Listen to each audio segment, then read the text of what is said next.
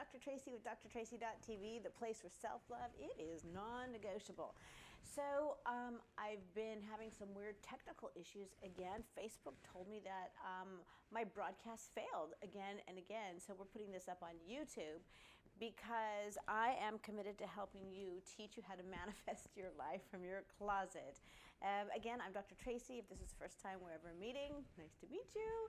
I'm a self-love recovery coach. I'm a PhD in psychology, and I'm a laws of attraction specialist, which means that I love to work with energy and the power of thought and teach people how to manifest the life that they want, which is so super important right now and as we're in this interesting situation together. So I'm running these online classes, and the one that I'm running right now is how to manifest your life from your closet, because most of us are spending our time, more than enough time, in our houses. So I want to really quickly recap before I give you your manifestation steps for the day. So number one, the very first thing that I said is go to your closet and get your closet in order. Why is that so important? Because in order for the universe to execute things, it requires structure and order. And the best place that we can begin is getting our own house in order. Number one, so for the next month or however long that we are inside, take the time to every day organize some part of your house. Number two, I said to get in your closet and put it in order, because there is a universal law, and laws are just basically principles at work, that is called the vacuum law of prosperity. And with the vacuum law of prosperity, it basically says that the universe despises a hole. So if there's this hole that's created, the universe is going to want to fill it in. And so for those of you who need some type of movement in your life, the best thing to do is remove something so that the universe can improve your life by putting something new in the cavity or the hole that you create. And here's the great thing. Since so many people are struggling with their jobs or what's going to happen tomorrow, gifting things that you don't wear anymore, and I'm not talking about your trash, I'm talking about something that you're just is beautiful and you have gotten your wear out of it, it has served its purpose, gift it forward. Why not? Because you know what's going to happen? That energy, and I'm going to teach you why it works, is going to gift something forward to you. You know, pardon me, in the past year, we've been gifted a gorgeous 8-seat wooden dining table. Excuse me, that's not the corona. That's me needing water. And we just a couple of weeks ago were gifted brand new washer and dryers. And you know, one of the things on my manifestation list was I really need a brand new washer and dryer, and it was gifted to me. Why?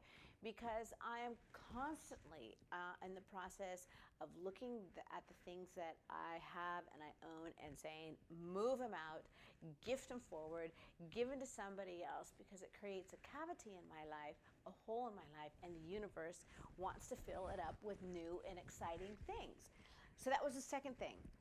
So yesterday, the advice that I gave you on how to manifest your life from your closet was during this time, and just to let you know, you should spend 1 hour a day organizing yourself. The next hour, half hour to an hour, I want you to take a nap. Yesterday I said, you know what, make sure every day you're taking a nap. And when people say, what are you doing? You say, I am manifesting my life. You do it by napping. And the goal of taking that light nap was just to listen to the thoughts that are going through your head. What are you thinking about? Who are you thinking about? How are you thinking about situations? Are you happy and joyful, or are you worry, right? So the reason that I wanted you to get into a habit of taking a daily nap is, first off, it's absolutely delicious to take naps. I'm a huge advocate of sleeping. It's when I find that I'm getting too sensitive, or I'm not interpreting things properly, or I'm allowing things to get to me too much, I will just be like a little baby and put myself to bed and sleep it off just a bit, and I wake up fresh and recalibrated. It's so important. Napping is very important.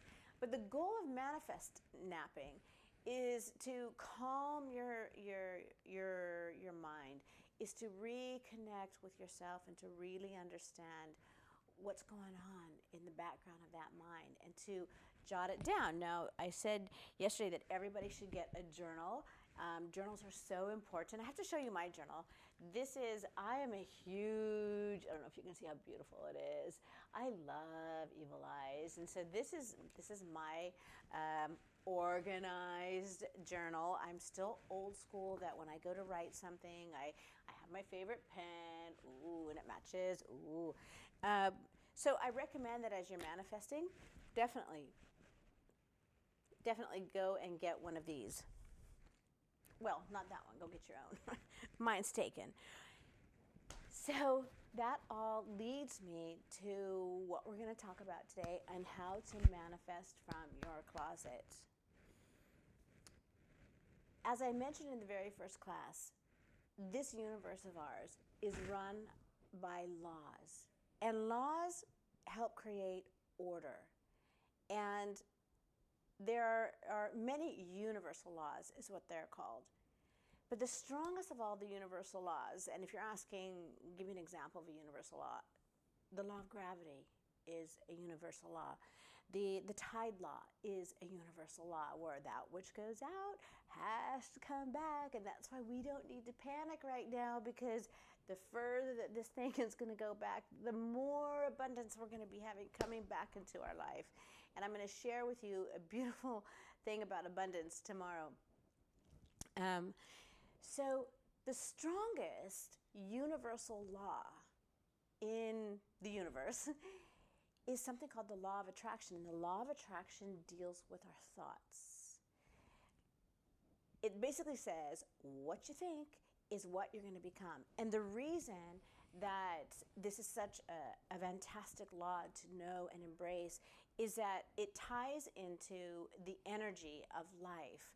And everything in this existence that we have, it is energy. And it all begins with the power of what we're thinking, that then manifests itself through the words that we speak, that then attaches itself to something that vibrates on the same level, and then the next thing you know, it's a physicality in our life. This is how manifesting works. So the reason that I had you take pause and learn, and I want you to take pause every day and take a nap, is because you need to start really getting in touch with what's happening with your thoughts. Because, as Charles Hunnell says, thought is everything. And there's another author, and let me just read really quickly. Of course, how am I going to find this one? James Allen he's a philosopher, James Allen. He said, through his thoughts, man or woman, okay, it's written a long time ago, man or woman holds the key to every situation and contains within him or herself that transforming and regenerative agency by which he may make himself or herself what he wills. In other words, what we think is what we become. And what I love about this universal law, and I know that it's taken some hits from different sides of the playing field, is that this is a law that runs from religion, where both the Buddha and the Bible say what you think is what you're going to become, all the way over to science, where science calls it cause and effect. So this is something that is universal and available to all of us. So what am I specifically talking about when it comes to beginning to become aware of your words? Well, if we speak doom, we're going to have doom. If we speak depression, we're going to have depression. If we speak anxiety, we're going to experience anxiety, or we're going to manifest the things that experience anxiety. And let me just give you a case in point. How many of you have have said, oh, I hope that doesn't happen, I hope that doesn't happen, I hope that doesn't happen. Dang it, I knew it was going to happen. Well, because you were basically guiding the universe with all that passionate energy of yours to make it happen. So here's your exercise for the evening. Are you ready? You're going to organize something in your house. You're going to take your nap and get in touch with all the unhealthy thoughts that are happening.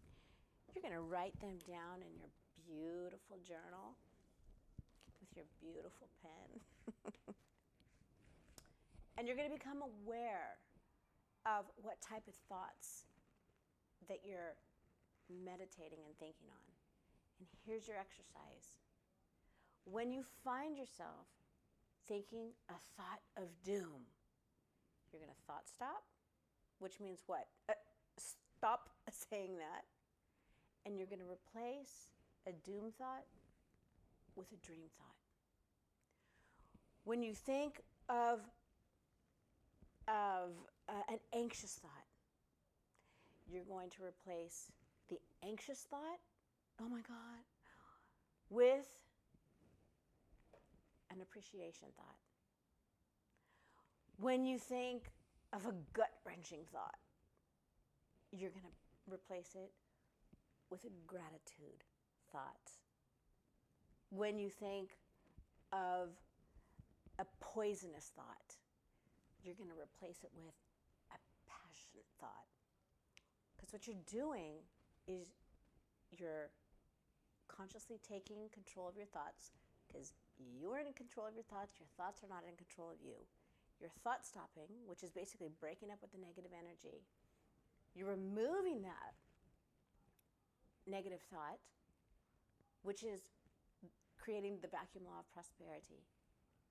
And you're going to replace it with something fabulous from the universe that reminds us of what it is. So what can be and what is going to be.